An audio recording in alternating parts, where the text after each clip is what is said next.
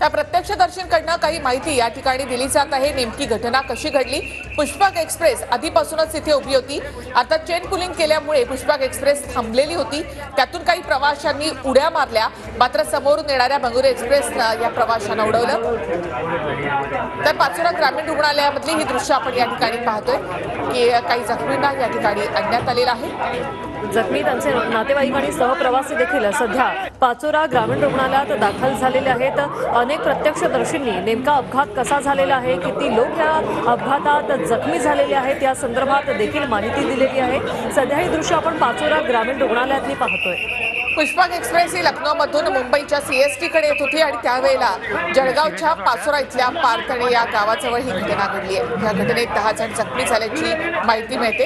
11 प्रवाशांचा यामध्ये मृत्यू झाल्याची माहिती खासदार स्मिता वाघ यांनी दिली आहे। तर स्वतः मंत्री गिरीश महाजन सध्या घटनास्थळी आहेत आणि या संपूर्ण घटनेचा आढावा घेतला जातोय। जखमींना लवकरात लवकर उपचार देण्यासाठी देखील प्रशासनाकडून हालचाली केल्या जात आहेत।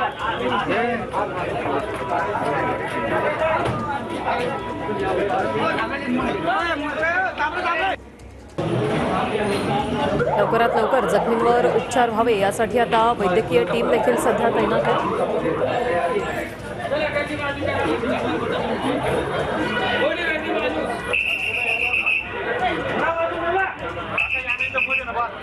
जळगाव जिल्ह्यामध्ये आपण बघू शकतो की या ठिकाणी मोठा अपघात घडलेला आहे। आपण बघू शकतो की पुष्पक एक्सप्रेस होती आणि ती पुष्पक एक्सप्रेस या ठिकाणावरून मुंबईच्या दिशेने जात होती आणि त्याचबरोबर त्या पुष्पक एक्सप्रेसच्या चाकामधून त्या ठिकाणी दूर निघाला आणि प्रवाशांना असं वाटलं की या ठिकाणी आग लागलेली आहे।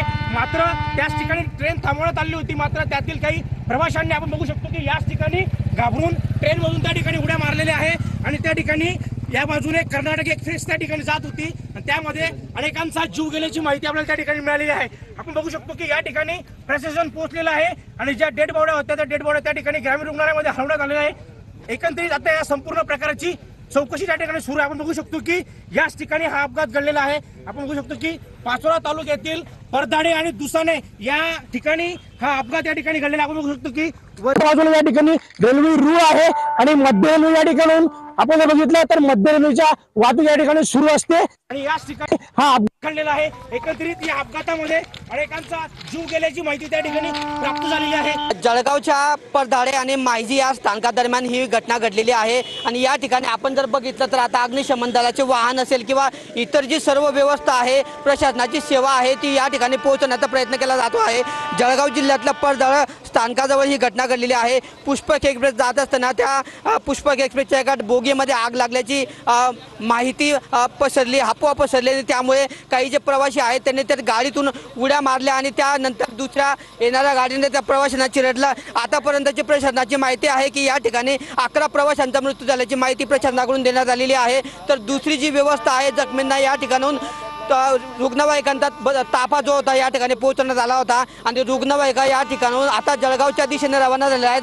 सर्व जखमी जे आहेत या ठिकाणी जखमींना या ठिकाणी जळगावला जिल्हा रुग्णालयामध्ये घेऊन जाण्यात आलेलं आहे आणि या ठिकाणी जे असेल मंत्री गिरीश महाजन असतील, स्मिता वाघ असतील किंवा इतरही प्रशासनाचे अधिकारी असतील यांनी सर्वांनी भेटी दिलेल्या आहे। लवकरात लवकर जखमींना मदत मिळवण्यासाठी या ठिकाणी प्रशासनाची यंत्रणा कामाला लागलेली आहे आणि या ठिकाणी इतरही ज्या अपडेट्स आहेत आपण आता पुढे देतच राहणार आहे। किशोर पाटील, TV9 मराठी।